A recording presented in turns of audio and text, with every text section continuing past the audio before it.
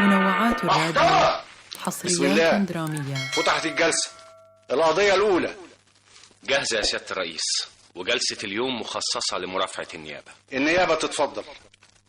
سيدي الرئيس، حضرات السادة المستشارين، إن واقعات هذه القضية تؤكد لنا أن الألم إذا امتطى النفس البشرية شطرها وفتتها، وأعاق الأحاسيس والمشاعر عن ممارسة عملها، وأنه كلما استعظم الألم ازداد العجز عن الخلاص من العجز، ولا يجد الإنسان سبيلا للتخلص من هذا الألم إلا بالهروب من الذات والاستسلام لواقع مرير، أو التمرد على نفسه ليتطهر من هذا الألم الذي يفتك به. ولبيان هذا المعنى تبدأ النيابة مرافعتها بما أثبتته في صدر تحقيقاتها على النحو الآتي. مين؟ أنا إبراهيم. إبراهيم مين؟ جوز هالة. إيه اللي جابك الساعة دي؟ هالة فين؟ معرفش. هالة بقالها 3 أيام بره البيت، وأكيد عندك. هي فعلا كانت بايتة عندي ال3 أيام دول، بس من 2 ساعة سابتني وروحت على البيت. هالة مش في البيت. خلاص روح دور عليها. أدور عليها فين غير عندك؟ هالة ما تعرفش غيرك يا سمر. الكلام ده كان زمان، من بعد ما تقابلنا صدفة وابتدينا نقضي اليوم كله بطوله مع بعض. لكن دلوقتي بقى لا، خلاص هالة تعرف كتير قوي غيري. طب قوليلي عليهم وانا اروح لهم واسأل عنها.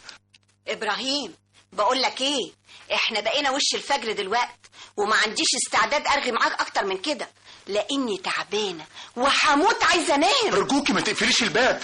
اوعى بقى، قلت لك ان انا تعبانه وعاوزه انام، عن اذنك. دورت عليها عند كل القرايب اللي نعرفهم، ما عثرتش فيها. استنيت يومين على امل انها تظهر فيهم، ولما يئست رحت القسم وعملت محضر باختفائها من 5 أيام. كانت متعودة تبات برا البيت لمدة طويلة؟ لا لا لا لا أبدا أبدا، دي أول مرة تغيب فيها كده عن بيتها وولادها. وإيه الأسباب اللي خلت هالة مراتك تبات عند سمر 3 أيام؟ سمر كانت عيانة ومحتاجة لحد يفضل جنبها لأنها عايشة لوحدها. هالة قالت لي كده لما اتصلت بيا في التليفون في أول ليلة كانت هتباتها مع سمر. مراتك تعرف سمر من إمتى؟ من زمان، كانوا زملاء في الثانوي، وبعد ما اتجوزنا وخلفنا 3 ولاد قابلوا بعض الصدفة في الشارع، بالتحديد من 6 شهور بس، ومن ساعتها ما بيفرقوش بعض. تعرف ايه عن سمر؟ كانت متجوزة رجل أعمال عربي وما توفقتش، بس طلعت منه بثروة كبيرة وعاشت لنفسها. طيب وسلوكها وأخلاقها؟ لا لا لا لا لا لا، سمر ست فاضلة، ولو كانت أخلاقها كده ولا كده أنا كنت منعت هالة من زيارتها نهائي. تفتكر مين قتل مراتك؟ معرفش، ونفسي أعرف، لأني في ذهول من ساعة ما الاسم بلغني إنهم لقوها مقتولة في أرض مهجورة ناحية الطريق الصحراوي اللي طالع على مصر. عندك أقوال تانية تحب تقولها؟ أيوة، أنا مراتي كانت ست فاضلة، ونفسي أعرف مين اللي قتلها وقتلها ليه. حد شافك وانت جايه؟ ايه خايف؟ واخاف من ايه؟ هو انا كنت قتلتها؟ امال مين اللي قتلها؟ معرفش. وبعدين انت جايه تحققي معايا ولا ايه يا سمر؟ الله، ومالك متعصب كده ليه؟ من ساعه ما قريت في الجرايد ان هالة اتقتلت وانا متوتر جدا. زعلان عليها؟ انا كنت بحب هالة حب جنون، وانت عارفه، وما تصورتش ابدا ان نهايتها تكون بالشكل ده، وعشان كده انا منزعج جدا ومش عارف اتلم على اعصابي. هو يعني اللي خلقها ما خلقش غيرها ولا ايه يا مصباح؟ هالة بالنسبه لي حاله خاصه جدا، وما اعتقدش ان انا ممكن اصادف واحده زيها. مصباح انت كده بتستفزني. سمر انا عمري ما حبيتك. بس انا حبيتك وحبيتك بجنون. انا اللي بيني وبينك صداقه وبس، وبشكرك لانك عرفتيني على هالة في يوم من الايام. يا مصباح انا بحبك. دي مشكلتك يا سمر. طب فيها ايه هالة زيادة نهالة ماتت يا سمر، خلاص راحت وانتهت.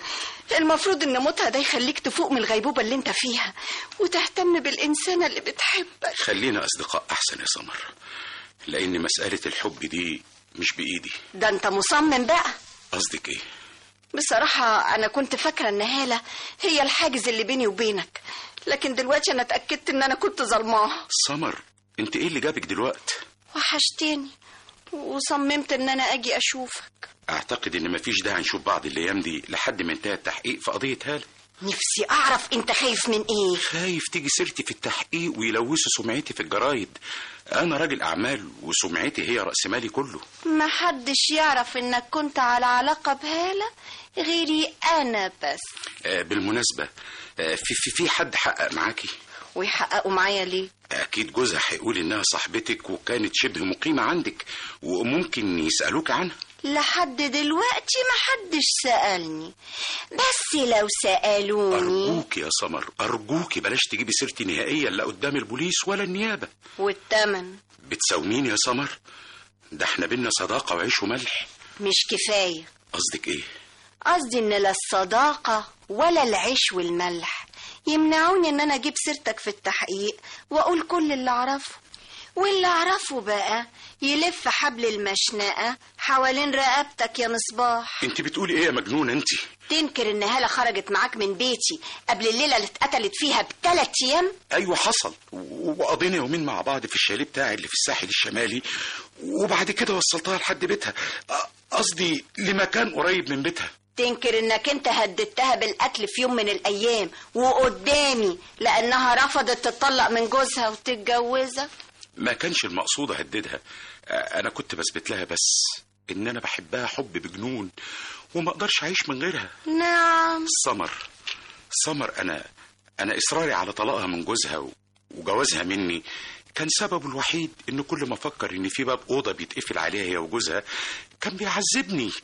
الكلام ده بقى تقوله للنيابة لما يتهموك بقتلها يا مصباح. امال تفتكر مين اللي قتلها؟ علشان نوصل للقاتل لازم نعرف الظروف اللي غيرت سيرها وسلوكها من 6 شهور بس، وخصوصا ان التغيير ده حصل فجأة. وايه هي مظاهر التغيير؟ التحريات بتأكد انها كانت ست مستقيمة وعايشة لجوزها وولادها بس، لكن بعد كده بقى في سهر لبعد نص الليل، واحيانا كانت بتبات بره بيتها. اقوال جوزها عكس التحريات دي تماما يا سيادة المقدم. مش يمكن بيحاول يبعد عنه اتهامه بقتلها؟ الكلام ده يبقى مقنع لو في دليل ضده، ده غير اننا اتأكدنا انه ساعة الحادث كان في بيته مع اولاده. بس انا واثق من التحريات المبدئية اللي انا عملتها، حصريات درامية، واكدت ان المجني عليها في ال6 شهور الاخيرة كانت سيئة السير والسلوك، بدليل مظاهر النعمة اللي بانت عليها وعلى جوزها وولادها وفجأة. اذن نخلي ابراهيم هو المفتاح اللي نفتح بيه كل الابواب المغلقة. مش فاهم؟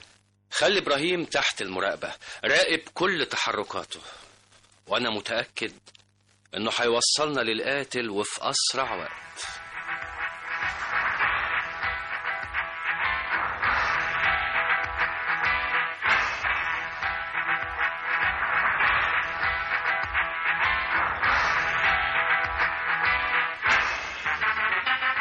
الولاد فين يا أمه؟ ناموا يا ابراهيم. عشتيهم؟ الله، امال يعني هنيمهم من غير عشاء؟ طيب احضر لك لقمه تتعشى؟ ماليش نفس يا أمه. واخرة قله الاكل وعدم النوم ايه يا ابراهيم؟ هو اللي أنا فيه شوية يا أمه، دي كانت مراتي وأم ولادي.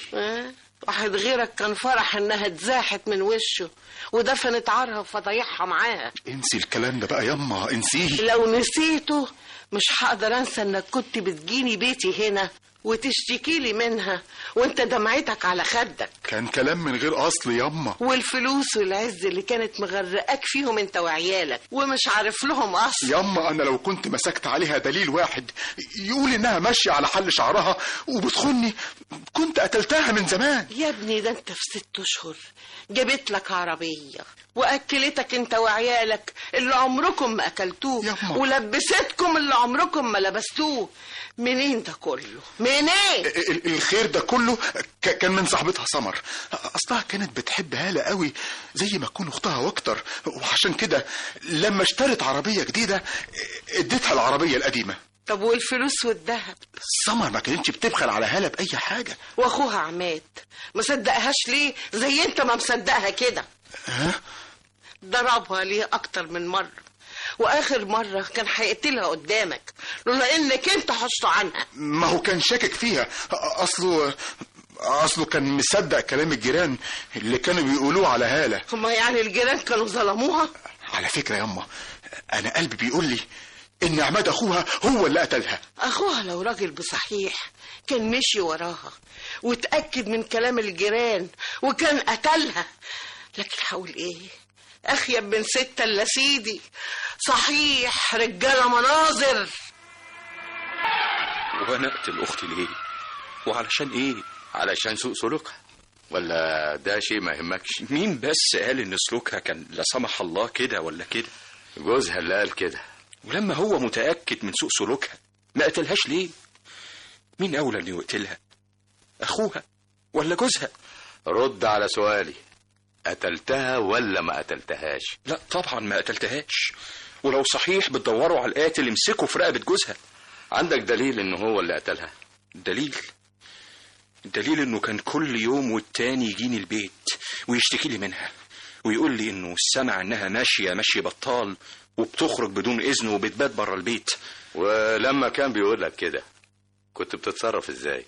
كل مرة كان يشتكي لي فيها كنت بمسح به الأرض وبهزق كرامته، لأن كل الكلام اللي بيقوله ده تهيؤات، مخه فوت وبقى يتصور حاجات ما تتصورش وتحرق الدم.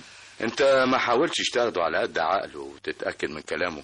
واتأكد ليه وانا متأكد من اختي واخلاقها؟ طيب ما ضربتهاش قدام منه بسبب سوء سلوكها؟ واخر مرة كنت هتقتلها لولا ابراهيم حاشك عنها؟ ما حصلش، ولو قال لكم الكلام ده يبقى كذاب في اصل وشه وعاوز يبعد التهمة عنه. تهمة ايه يا عماد؟ تهمة قتلها. ايوه، ما دام هو بيكذب وبيقول عليا كلام من غير اصل يبقى عاوز يلبسني التهمة وينفد بجلده. لكن لا، محدش قتل اختي هالة الا ابراهيم جوزها. خلينا في عماد كان في القهوة اللي معتاد يروحها، والشهود أكدوا إنه كان معاهم في نفس القهوة وقت الحادث. كده يبقى لازم نستبعد عماد وإبراهيم استنادا للتحريات وأقوال الشهود. مش هنقدر نستبعدهم، لأن التحريات بتأكد سوء سلوك المجني عليها، والسلوك ده وصمة عار بالنسبة لإبراهيم وعماد، وأكيد واحد فيهم له مصلحة في قتلها.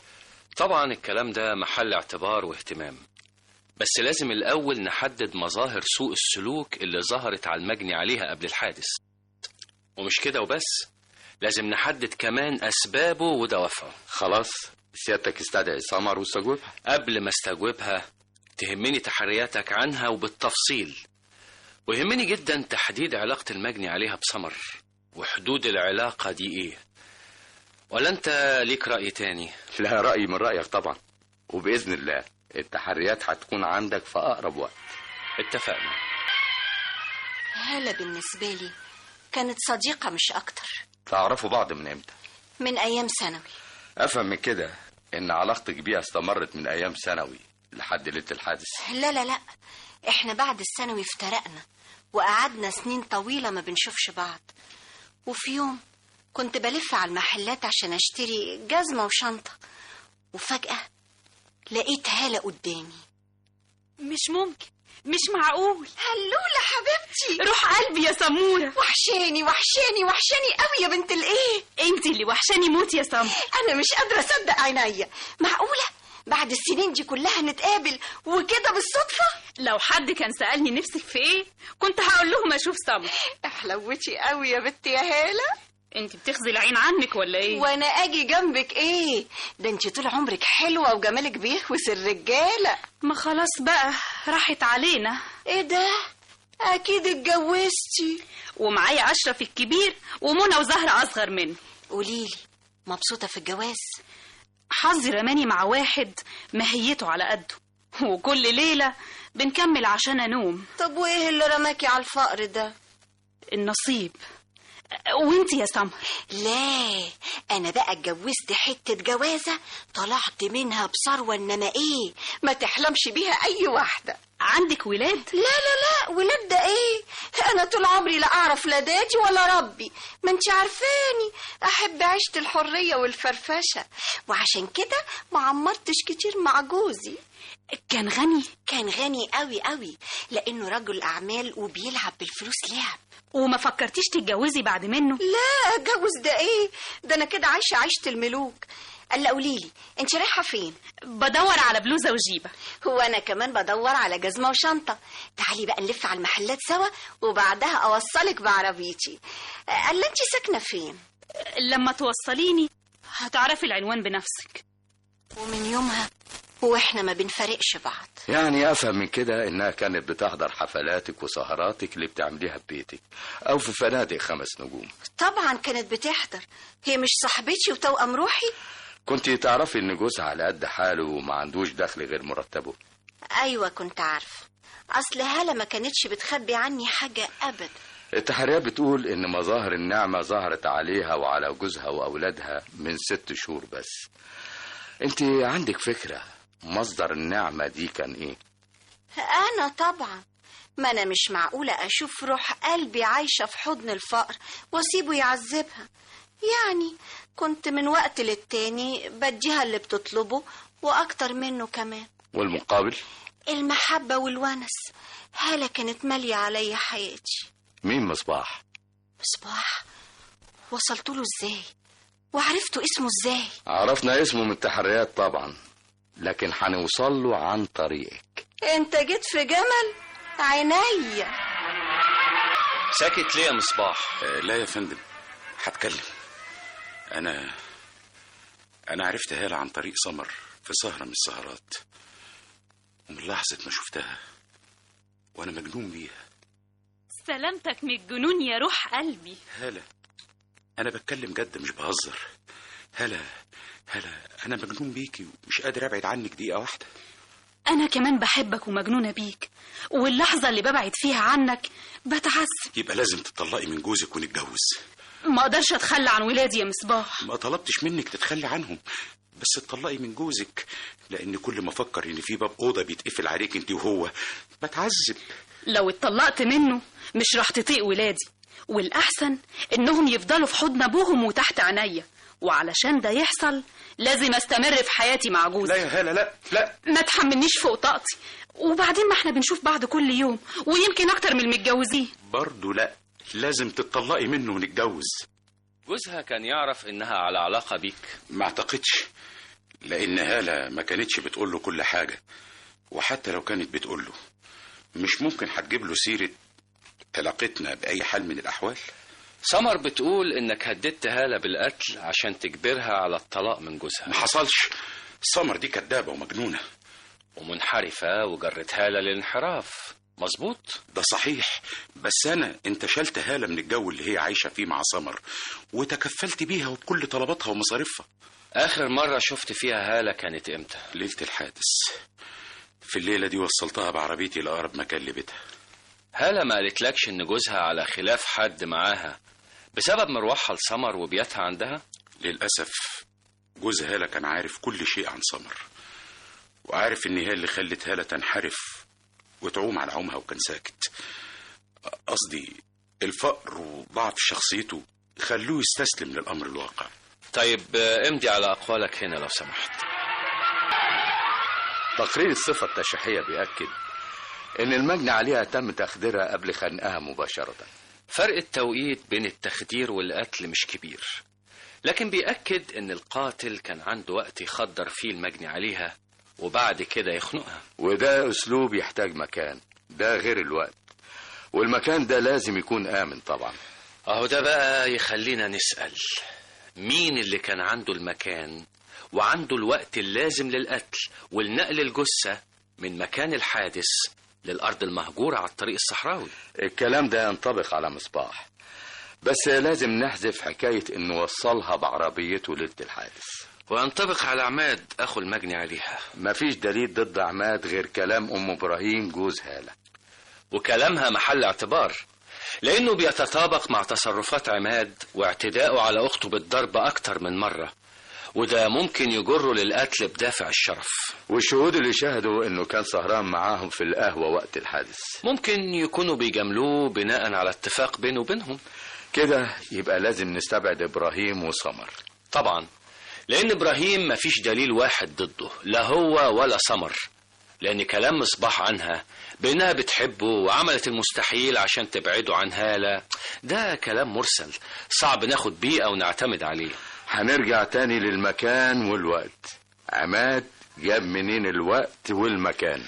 قصدك اتقابل مع المجني عليها ازاي وامتى وفين وليه خدرها، وبعد كده خنقها وراح رماها في ارض مهجورة؟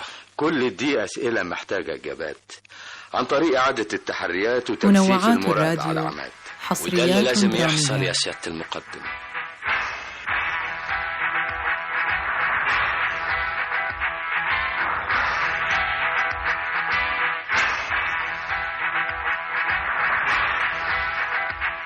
الولاد فين ياما؟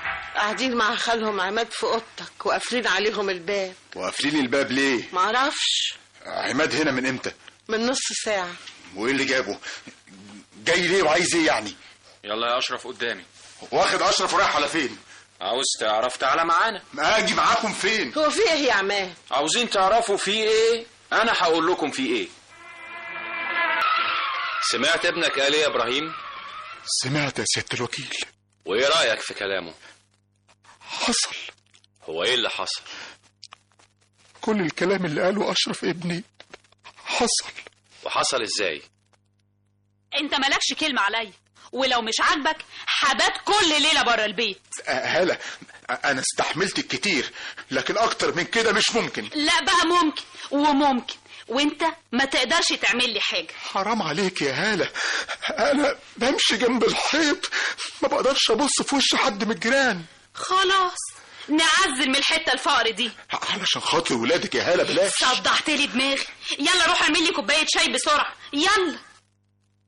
وانا بعمل لها الشاي فكرت اقتلها، وبسرعة دورت على المهدئ اللي الدكتور كاتبهولي، وحطيت كل الأقراص في الشاي ودوبتها، وشربت الشاي وما حسيتش بنفسها.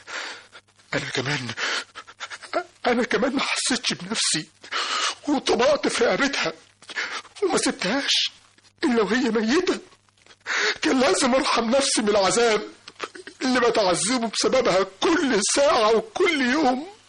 وبعد ما خنقتها استنيت لحد قبل الفجر بساعة، ولفتها في ملاية وخدتها في العربية اللي أخدتها من سمر، وطلعت بيها على الصحراوي. صدفتني أرض مهجورة، رميتها هناك وخلصت منها. بس لو أعرف إن ابني شافني وأنا بخنقها ما كنتش قتلتها. مش خوف على نفسي، لا، خوف عليه هو واخواته. مين يربيهم من بعدي؟ مين هيربيهم من بعدي؟ مين؟ وهكذا يا حضرات المستشارين انتهت واقعات القضية باعتراف المتهم المؤيد بأقوال الشهود. ولذلك ولكل ما تقدم تطالب النيابة بتوقيع أقصى عقوبة على المتهم، والأمر مفوض لعدالتكم. الحكم آخر الجلسة. الحكم بعد الاطلاع على مواد الاتهام وسماع مرافعة النيابة والدفاع وشهادة الشهود والمداولة قانونا، حكمت المحكمة حضوريا على المتهم إبراهيم محمود المزروعي بالأشغال الشاقة المؤبدة نظير ما نسب إليه. رفعت الجلسة.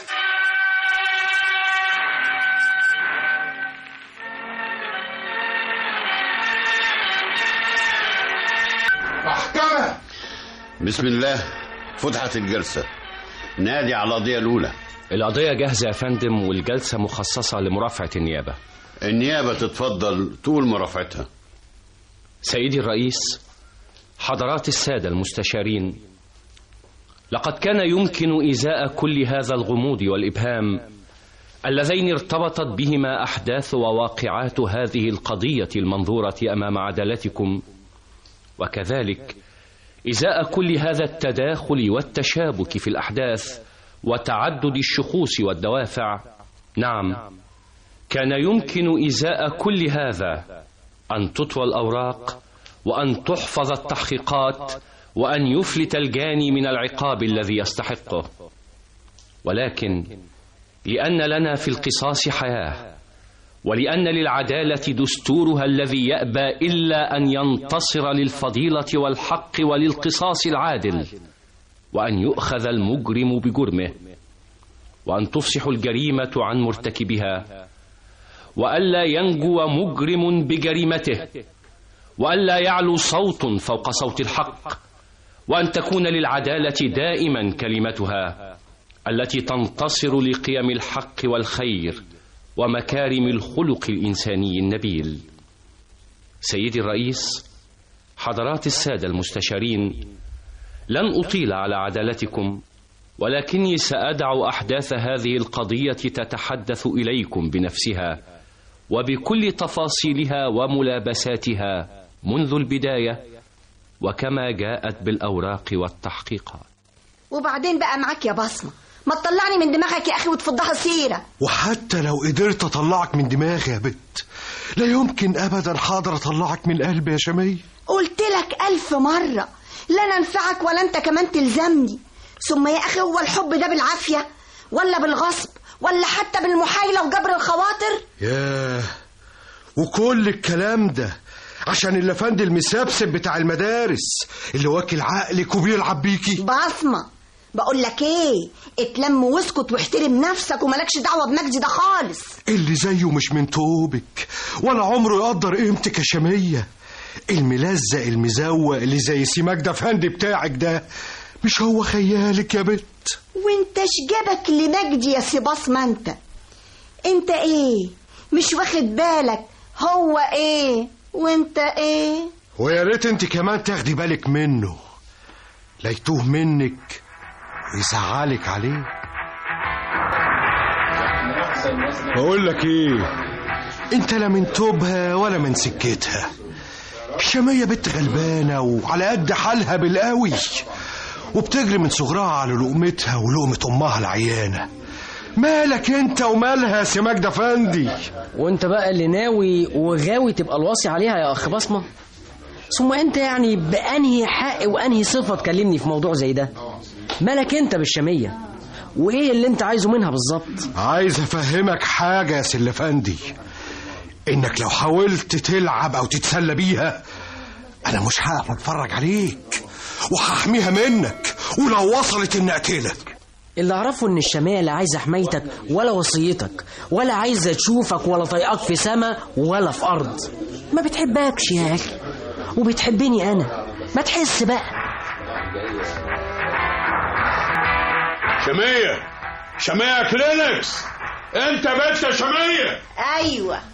ايوه يا اسطى حباكة. نعم، عايز ايه من الشمية؟ باكو مناديل ولا شراب قطن معتبر؟ على فكرة انا معايا بقى مجموعة شرابات ما نزلتش مصر قبل كده ابدا. ها، تحب تتفرج؟ لا انا عايز كلينكس ولا عايز شرابات، انا عايزك انت. وعايزني في ايه بقى اسم الله عليك؟ عايزك في كلمتين، هم كلمتين عايز اقولهم لك يا شمية. خير، اللهم اجعله خير. نعم يا اسطى حباك، عايز تقول لي ايه؟ صراحة كده جدع الافندي ده اللي اسمه مجدي انا مش مطمن له وقلبي مش مرتاح له. اشمعنى؟ وبصراحة يعني كده برضو الواد بصمة ده مش ناوي على خير وبرضو انا مش مطمن له. يوه، وانا مالي بقى حكاية تطمن له ولا ما تطمنلوش دي يا اسطى حباك؟ بقول لا الافندي ولا البصماجي حدش فيهم يستهلك او يعرف قيمتك. واحد عيل والتاني صايع، وانت حلوة وغالية وعايزة اللي يعرف يوزنك ويلبسك الذهب والحرير ويستتك ويخليكي برنسيسة. وده مين ده بقى؟ اسم الله على مقامك يا اسطى. أنا يا بت، أنا شمية، وعلى سنة الله ورسوله. يفتح الله يا حباكة. يعني إيه؟ يعني لا، يعني تنسى، يعني يفتح الله، يعني معطلكش. عشان مين فيهم بقى؟ العيل ولا الصايع شمية؟ عشان اللي عشانه بقى يا اسطى. لا يا روحي، انت تقفي كده على بعضك وتكلميني كويس، ماذا والا افرج عليك الخلق دول كلهم واجرسك واخليكي صوره في اخبار الحوادث. وبعدين معاكي بقى يا بيضه، سيء عليك النبي تسيبيني في حالي، ابيع لي شرابين 3 ولا كام باكو مناديل وارجع لي بجوز جنيهات. انت كنت بتعملي ايه عند نص حباكه يا بت؟ ايه ناويه تكوشي عليه هو راخر؟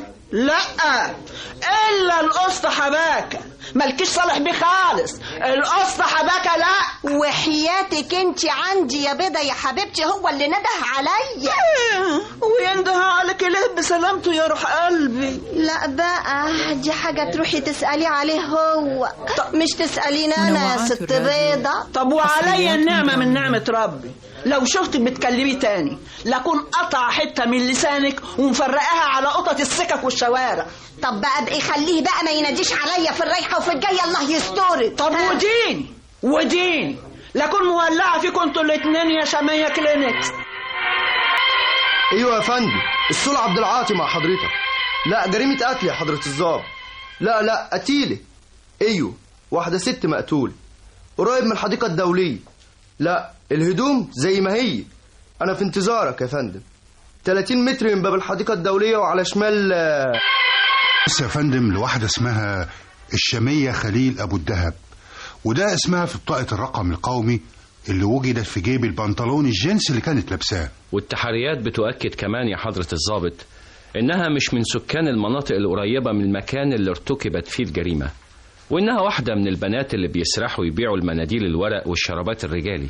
فعلا يا فندم، وكل اللي وجد معاها وقت المعاينة محفظة بلاستيك رخيصة فيها تقريبا حوالي 10 جنيه، وصورة شاب صغير كده من نفس عمرها تقريبا، والصورة مكتوب عليها اسمه ورقم تليفون مؤكد هو رقم تليفونه.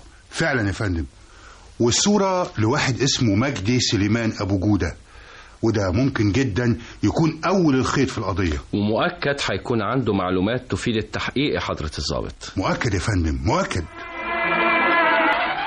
أيوة بيه، أنا مجدي سليمان أبو جودة، دبلوم تجارة، وبشتغل في مكتب تخليص جمركي. كنت تعرف المجني عليها كويس يا مجدي؟ الله يرحمها، بنت طيبة وغلبانة وعلى قد حالها، وبتسرح لمؤاخذة بمناديل ورق وشرابات، وكانت بتعدي تقريبا كل يوم على القهوة اللي بقعد فيها مع أصحابي، وكنت بشوفها أحيانا وكنت بتكلم معاها، وهي كانت بنت ظريفة وكنت بعطف عليها، وعشان كده اديتها صورتك وكتبت لها عليها اسمك ورقم تليفونك. هي اللي طلبت مني صورة وقالت لي أنا بشبه تامر حسني المطرب وهي معجبة بيا وبيه، وما اعرفش هي طلبت صورتي وأنا اديتها لها وخلاص، وما فيهاش حاجة يعني. لا، وكتبت عليها اسمك ورقم تليفونك، وأكيد حصل بينكم كلام واتصالات في التليفون. أيوة، يمكن مرة أو 2 بس مش أكتر من كده. وكنتوا بتقولوا إيه في المكالمات دي يا مجدي؟ كنتوا بتحبوا بعض؟ أبدا، وبصراحة الله يرحمها الشمية كانت بتشتكي من واحد اسمه بصمة، بيضايقها وبيغلس عليها، وقالت إنه رزق قوي معاه. قلت لها تشاور لي عليه وأنا هكلمه وأطلب منه إنه ما يضايقهاش وما يتعرض لهاش. وحصل إنك فعلا كلمته؟ لا، هو اللي بدأ، وقفني في الشارع بالليل ولقيته بيقول لي ايه انت مش ناوي تبطل بقى ولا مش ناوي تبطل؟ وعايزني ابطل ايه؟ مش فاهم. تبطل شغل اللفندية وكلام اللفندية الخايب اللي مسيبه على البيت الشمية. كده بقى تبقى انت اللي اسمك بصمة. نعم يا اخويا. لا، شغل اللفندية المخلطين اللي ملزقين دول ما يمشيش معايا وما ينصرفش عندي. انت عايز منها ايه يا جدع؟ انت اللي عايز منها ايه يا شاطر؟ ها، انت لا من توبها ولا من كارها ولا لونك من لونها. الشمية سريحة بتسرح بمناديل وشرابات وأرزوية على باب الله.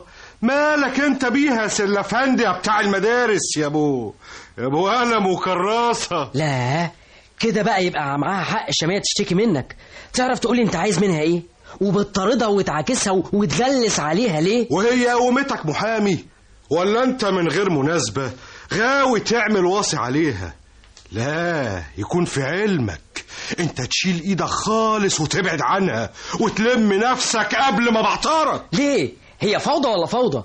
ولا مفيش قانون يحميها منك ويعلمك الأدب ويوقفك عند حدك؟ بقول لك ايه، سيبك من كلام السيمة ده، وهي كلمة واحدة ومش هتنيها. انا عايز الشامية، ولو ما بعدتش عنها هحصر اهلك عليك وهقتلك وديني لا اقتلك. السيد عبد الحفيظ بصمة سريح برضه بولعات ونضارات وكولونيات مضروبة، عنده 3-4 سوابق تسول وسرقة. واضح انه كان بيغير على المجني عليها ومش مرتاح لكلامها مع مجدي سليمان، لدرجة انه يهدده بالقتل لو ما بعدش عنها وبطل اي كلام معاها. وبصمة يا فندم موجود وممكن نسمع اقواله. يبقى يدخل حالا يا حضرة الضابط. يعني اكيد كنت بتحبها وعايز تتجوزها يا بصمة. كنت بحبها ولسه بحبها يا باشا. الله يرحمها، الله يرحمها يا باشا. وده اللي خلاك تهدد اللي اسمه مجدي سليمان بالقتل لو ما بعدش عنها؟ أفندي وابن مدارس، ولا من لونها ولا توبها، يبقى عايز منها ايه غير انه يلعب ويتسلى ويضحك عليها. الشامية يا باشا كانت سريحة وعلى باب الله أرزقية. هي حلوة ولونة لكن يحبها وتحبه ما ينفعش يا باشا، ما ينفعش. لكن الظاهر ان المجني عليها هي اللي كانت بتحبه يا بصمة، يعني حب من طرف واحد. لقيت يا فندم مسبسب بيسبل لها عينيه وبيقول لها كلام أنور وجدي. اتخدرت واتهبلت وصدقت، يعني افتكرت روحها ولا مؤاخذة ليلى مراد. وده اللي خلاك تنتقم منها وترتكب جريمتك وتقتلها هي مش مجدي سليمان. وانا اقتله ولا اقتلها ليه يا باشا؟ انا حبيت بس اخوفه واخوفها. واللي زي الله يرحمها الشامية عايزة تاكل وتوكل امها العاجزة المريضة، مش عايزة تحب وبس، يعني تحب وتاكل. وده اللي خلاها تبص للأسطى حباكة وتفتح معاه سكة برضه. أصل الفقر وحش يا باشا، والحوجة تزل وترخص كتير وكتير. وإيه حكاية الأسطى حباكة ده؟ يطلع مين ده؟ أنا ما كنتش أعرف حاجة بخصوص الحدوتة دي لحد ما شفت البت البيضة زميلة الله يرحمها الشامية، سريحة برضه زيها. شفتها وسمعتها بتردح للشامية ومتعصبة عليها، وسمعتها بتقول لها لا انت تفتحي لي ودانك وتسمعيني يا شامية يا بنت مرات ابو عصاية. بقول لك ايه، انا مش ناقصاكي يا بيضة واللي بيا مكفيني. ايوه اعمليهم عليا انا كمان يا شامية. الكهن ده يخيل على واحد زي الاسطى حباكة، لكن على البيضة لا. انا حذرتك قبل كده ما تقربيش من حباكة. الاسطى حباكة ده قد ابويا، وعلى ذمته بدل الواحدة 2. وماله، كان ناوي يكتب عليا وفجأة غمض من ناحيتي واداني الطرشة ويتهرب ويتحجج. وتاريك انت اللي ورا ده كله يا بيت.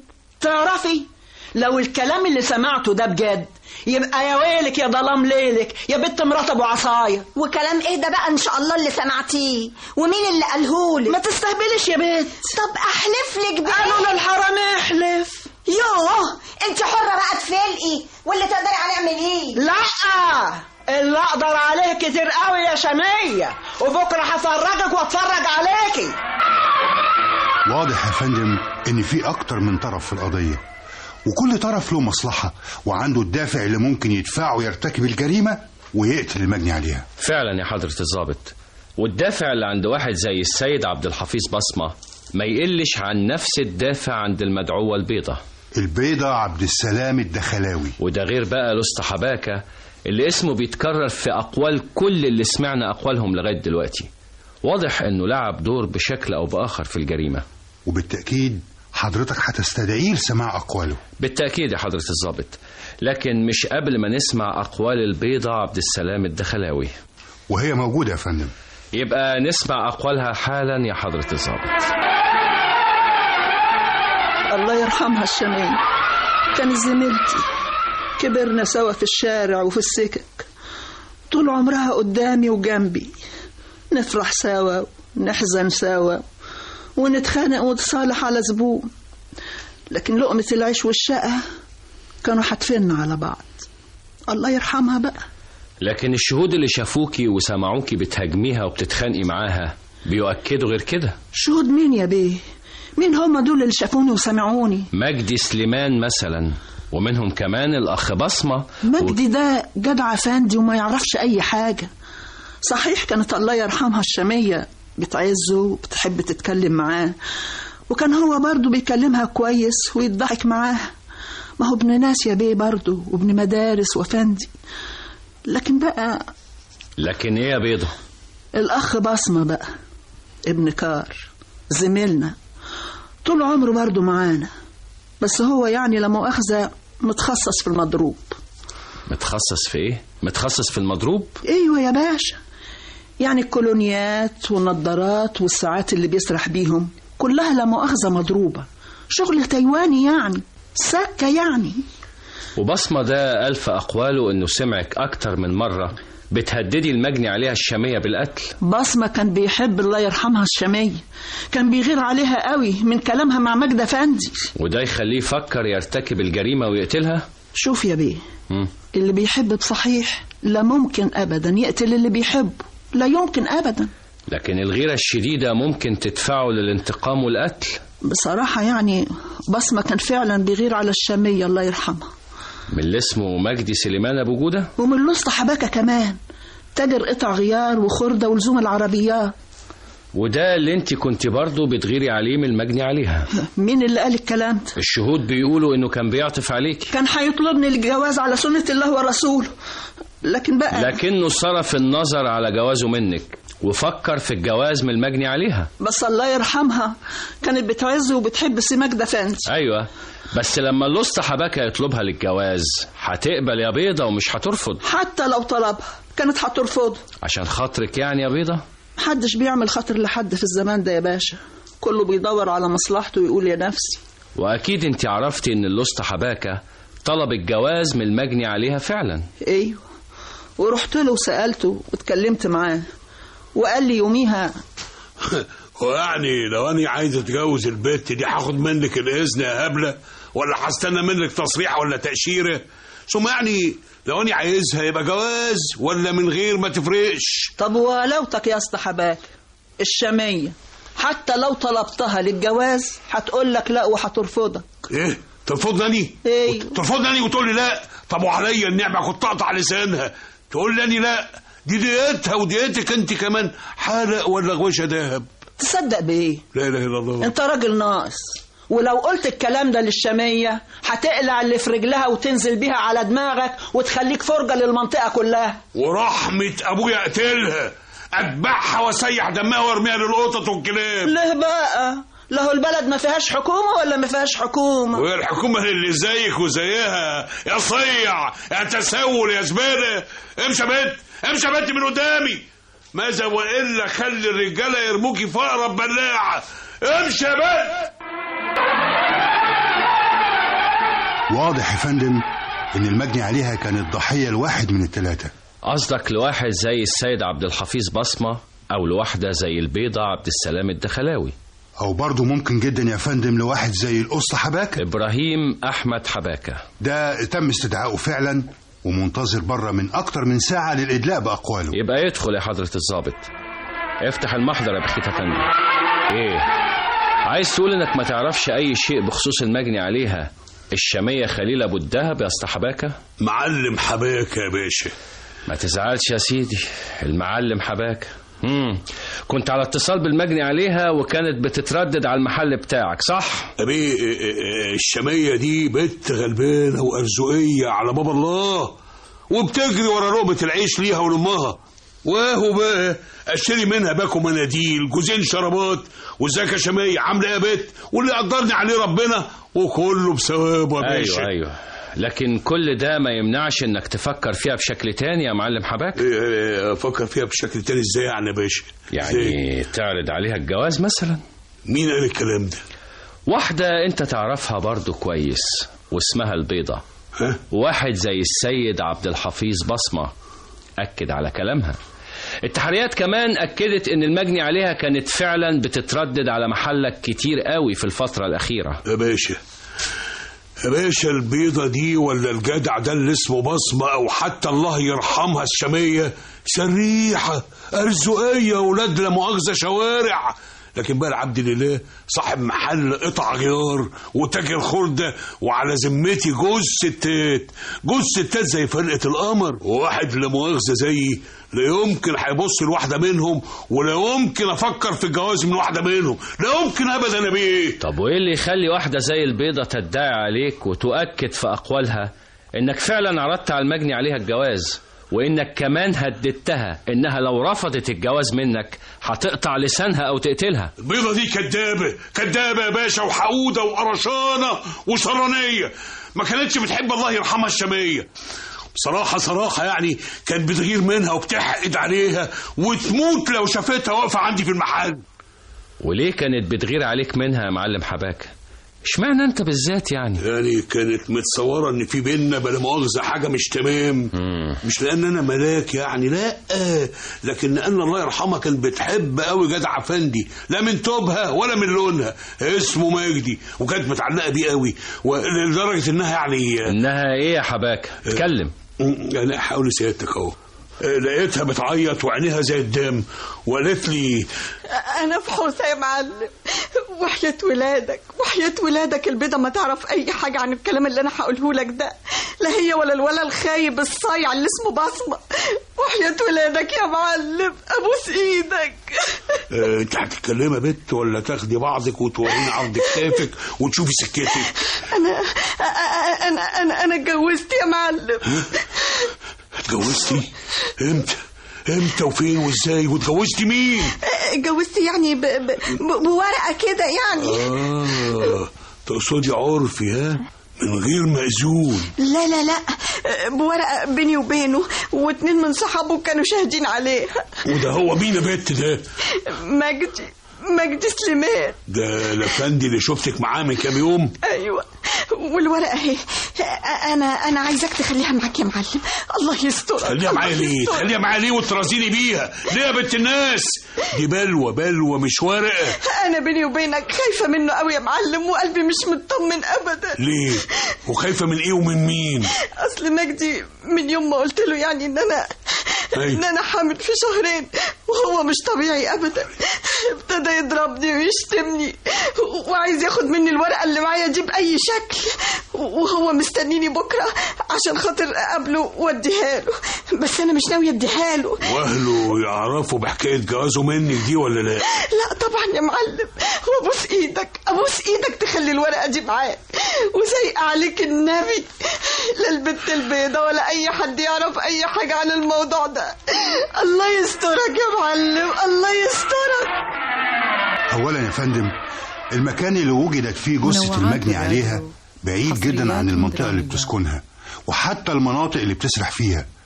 هي في الشرق والجثة وجدت في الغرب، وده معناه انها راحت للمكان البعيد ده برغبتها ومع واحد او واحدة تعرفها كويس. والورقة العرفية، ورقة الجواز يا حضرة الضابط اللي بتظهر في التحقيق لأول مرة. ايوه، وعلى فكرة بقى تحليل الDNA في السكة يا سيادة الوكيل، وهيوصل حالا لسرايا النيابة. وادي الإذن بالقبض على القاتل يا حضرة الضابط. انت ما جبتش اي سيرة في اقوالك عن موضوع جوازك العرفي بالمجني عليها، ولا قلت ما يفيد اي علم عندك بحكاية الحمل اللي في الشهرين. ثانيا، انت الوحيد اللي ممكن المجني عليها تروح معاه بسهولة المكان بعيد عن سكنها ومنطقة شغلها. والمؤكد ثالثا انها كانت على موعد معاك فعلا في نفس اليوم اللي تمت فيه الجريمة. ثم رابعا، تحليل الDNA اللي بيؤكد علاقتك بالحمل اللي أنا فوجئت بيها بتقول لي إنها حامل في شهرين. ما كنتش متوقع ولا عامل أبدا حسابي. أنا ارتبكت واتلخبطت والدنيا سودت قدامي. وبعدين هقول إيه لأمي وأبويا وإخواتي؟ هقول إيه لخطيبتي بنت صاحب المكتب؟ صحابي قالوا لي لازم أخد منها الورقة وأحاول أنزل اللي في بطنها ولو بالضرب. ورحنا سوا عند الحديقة الدولية وما رضيتش تديني الورقة. حصريات درامية. صوتت وهددتني هتروح لأمي وتقلب الدنيا فوق دماغي. ضربتها جامد، مسكت فيا، ما هي بنت شوارع فيا. رحت واخد حتة حديدة من على الأرض وضربتها بيها على بطنها وعلى ظهرها وعلى دماغها. ساع دمها، قتلتها. أيوة أنا اللي قتلتها، أنا المجرم، أنا مجرم، أنا مجرم. بعد الاطلاع على الأوراق وبعد سماع مرافعتي النيابة والدفاع وبعد الاطلاع على مواد قانون العقوبات والمواد المعدلة والمكملة له، حكمت المحكمة حضوريا على مجدي سليمان أبو جودة بالأشغال الشاقة المؤبدة. رفعت الجلسة.